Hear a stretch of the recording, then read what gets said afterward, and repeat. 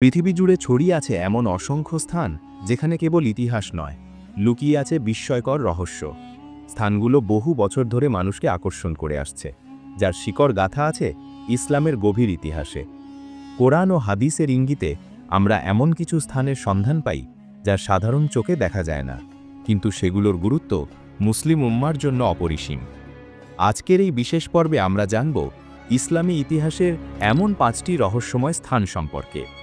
মনোযোগ দিয়ে শুনুন, কারণ সে স্থানটির রহস্য আপনার ধারণাকেও ছাড়িয়ে যাবে।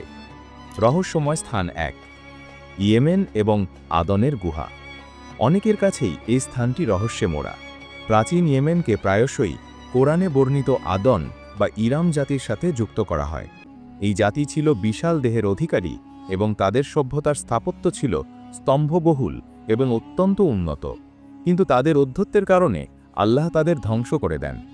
প্রশ্ন হল, সেই সভ্যতার গুহা বা নিদর্শনগুলো কি এখনও মাটির নিচে চাপা পড়ে আছে? প্রত্নতাত্ত্বিকরা চেষ্টা করেও তাদের উন্নত স্থাপত্যের রহস্য পুরোপুরি ভেদ করতে পারেননি।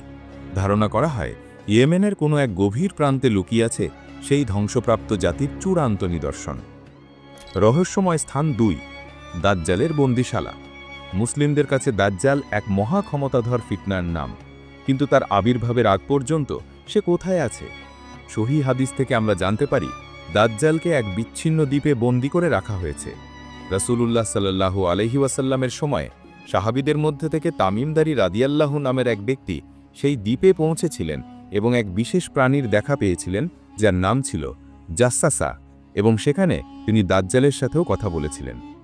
তবে সেই দ্বীপটি পৃথিবীর ঠিক কোন প্রান্তে অবস্থিত তা আজও এক অজানা রহস্য।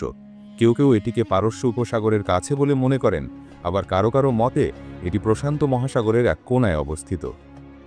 রহস্যময় স্থান 3, কিয়ামতের পূর্বে আবির্ভূত হওয়া গর্ত। কোরআন ও হাদিসে বর্ণিত একটি গুরুত্বপূর্ণ আলামত হল কিয়ামতের পূর্বে একটি দাব্বাতুল আর্দ বা ভূমি থেকে সৃষ্ট জীবের আবির্ভাব। এই জীবটি ভূমি থেকে বেরিয়ে আসবে এবং বিশ্বাসী ও অবিশ্বাসীদের কপালে বিশেষ চিহ্ন দিয়ে দেবে। হাদিস অনুযায়ী এই প্রাণীটি মক্কার সাফা পাহাড় থেকে বা কোনো এক বিশেষ স্থান থেকে বের হবে, কিন্তু ঠিক কোন নির্দিষ্ট গর্ত বা ফাটল দিয়ে এই মহাপ্রাণী বেরিয়ে আসবে তা কেউ জানে না। এর আবির্ভাবের স্থান নিয়ে জল্পনা থাকলেও সেই স্থানটি রহস্যের আবরণে ঢাকা। রহস্যময় স্থান 4, হযরত খিজির রায়ের বাসস্থান।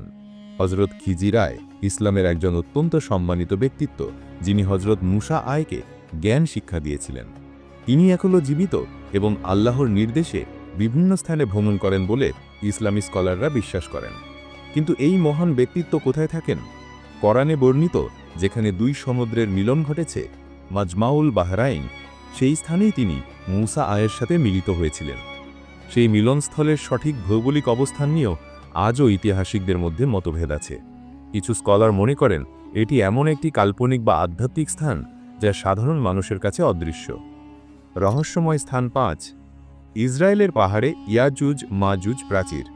ইয়াজুজ ও মাজুজ হল কিয়ামতের আগে মানবজাতির জন্য আসা সবচেয়ে বড় ফিতনাগুলির একটি।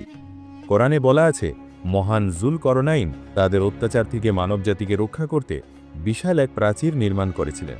এই প্রাচীরটি পৃথিবীর কোথায় অবস্থিত? প্রাচীরটি কি লোহার নাকি কোনো এক জাদুকরী পদার্থ?